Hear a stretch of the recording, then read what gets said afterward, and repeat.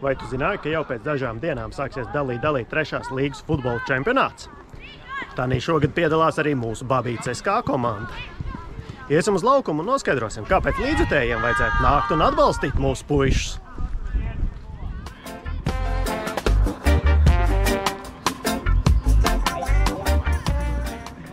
Jo šī ir vieta, kur mūsu jaunieši var spērt pirmos soļus pieaugušo futbolā.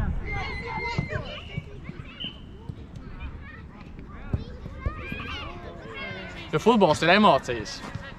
Visu laukumu izmantojam! Jo futbols ir prieks.